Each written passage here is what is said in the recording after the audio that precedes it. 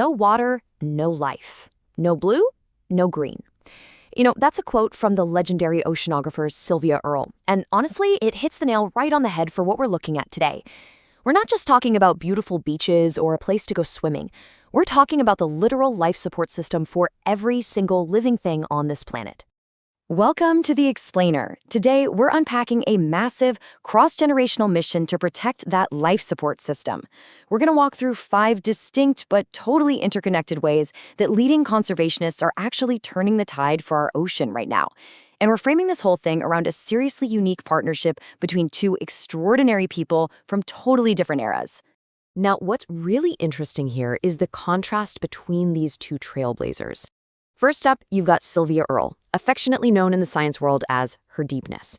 At 90 years old, she's an absolute legend. We're talking about the woman who set the 1979 record for the deepest walk on the ocean floor in an untethered suit, and NOAA's very first female chief scientist. She has been in the trenches for over 7 decades. Then, you have Titouan Bernicot. Earle actually calls him her young ocean sister. He's a total rule breaker. Back in 2017, as just a kid in French Polynesia, he founded an organization called Coral Gardeners and just started planting corals in the ocean. No official permits, no bureaucracy. He just saw his local reef dying and decided he had to do something about it. And that rebellious start, well, it blossomed into something absolutely massive. 221,000. That is the number of corals his team has successfully planted so far. To put that into perspective, they've revitalized over 25,000 square meters of reef. It's living proof that when you combine the deep wisdom of veteran scientists with the fiery, fearless energy of youth, it actually works. Okay, let's dive right into this. Earle and Bernicot laid out 5 clear pillars for reviving our ocean: embracing setbacks, empowering local champions, fostering active participation, making sure tech meets conservation, and finally, taking an ecosystem approach. Let's get into it. Pillar number 1, embracing setbacks, or specifically, turning an impending threat like El Niño into a strategic opportunity. So a super El Niño is this incredibly powerful climate pattern that drastically spikes ocean temperatures.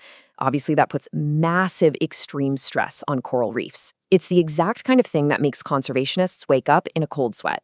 But rather than just bracing for a total disaster, Bernicot's aim is completely reframing this.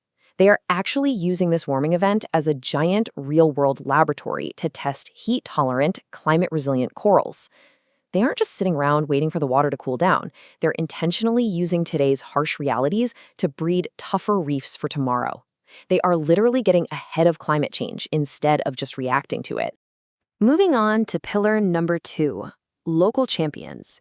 Because lasting conservation really begins with those who know their ecosystem best. This is something Sylvia Earle has championed for years through her Mission Blue initiative. She doesn't just helicopter into a region to save the day. Instead, she identifies what she calls hope spots, and Mission Blue supports over 170 of these hope spots across 116 countries right now. And the best part? They're run by a network of hope driven by local champions. We're talking local scientists, local conservationists, and community leaders who stand up and say, hey, this is our home and it needs to be protected.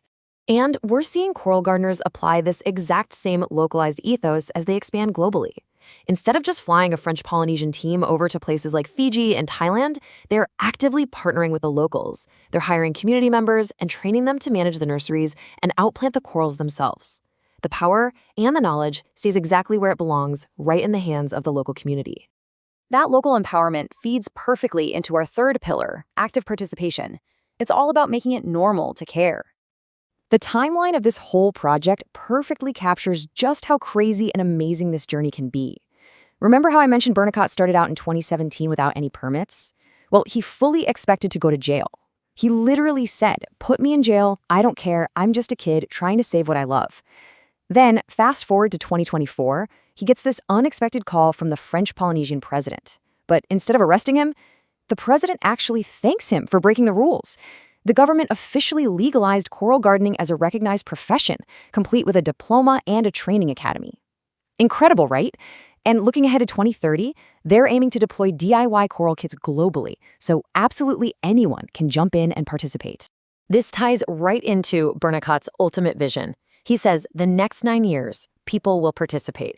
everyone with hands can be a gardener. His goal is to make everyone feel like the James Bond of saving the oceans. Sylvia Earle is totally on the same page here. She wants to make it cool to care, fashionable to care, and just completely normal to have a career where you're actively caring for the ocean. But enthusiasm alone isn't quite enough to scale this, which brings us to Pillar 4, Tech meets Conservation. It's about bringing data-driven science into the deep. And this leap in methodology brilliantly illustrates how modern conservation is aggressively shedding its old-school limitations. The change is just staggering. In the past, coral restoration was mostly traditional divers planting fragments by hand, doing a lot of visual guessing to see what actually survived. Today, coral gardeners literally created an innovation arm, bringing in engineers from Tesla and SpaceX, teaming up with scientists from MIT and Stanford. They're using AI to monitor reef health, tracking fish populations in real time, and engineering climate-resilient supercorals. It's high-tech, data-driven restoration on a completely unprecedented scale. And the results of all this tech? 2.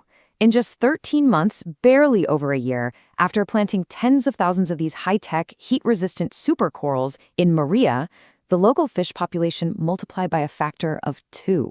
It completely doubled. The science is accelerating the recovery in ways we literally couldn't have even imagined a decade ago. And Sylvia Earle is right there at the forefront of this tech wave, too. She's been advancing exploration through her company, Door Marine, helping develop these incredibly advanced submersibles and underwater technologies. Her whole thing is that expanding our physical and visual access to the deep sea opens up a massive new window of inspiration. It allows kids and adults to truly see the blue speck in the universe that is our home. Because you can't protect what you can't see, right? Technology is finally giving us the eyes to see it all. Finally, we arrive at Pillar 5, the ecosystem approach, protecting way more than just the coral itself. This was a crucial lesson that transformed Titouan Bernicot's entire operational mindset. A healthy reef isn't just about coral. It depends on a super complex web. Yes, it's the coral, but it's also the fish, the algae, the seagrass, and the mangroves. Bernicot realized they couldn't just restore corals anymore. They had to restore the whole ecosystem. None of these elements exist in a vacuum. As Sylvia Earle points out, protecting coral means protecting the algae, the mangroves, and ultimately acknowledging the profound connection between the Arctic and Antarctica. The whole shebang ties together. French Polynesia is actually acting as a global trailblazer with this exact ecosystem-first approach. Right now, they have protections in place for more than 30% of their ocean. And just recently, they announced 2 brand new marine protected areas that are roughly the size of the entire country of France. They aren't just looking at isolated patches of reef, they're actively protecting massive interconnected zones. So, bringing all 5 of these pillars together, we come back to the core truth of this explainer. We have a built-in life support system, and it's called nature. With 97% of Earth's water sitting right there in the ocean, it is quite literally what keeps you and me alive. It provides the oxygen we breathe and regulates the climate we absolutely depend on. Which leaves us with one final big question. Why should you care about the ocean? I mean, it's vast, it's huge, it can feel incredibly distant from our everyday lives. But the answer, drawn straight from the combined wisdom of Sylvia Earle and Titouan Bernicot, is deeply personal. Yes, it is about protecting the reefs, and it's for sure about protecting the whales. But ultimately, protecting the ocean means protecting ourselves. There's simply no life without it. Thanks so much for joining me on this explainer today, and hey, I hope this leaves you inspired to find your own way to get your hands wet and help save our blue planet.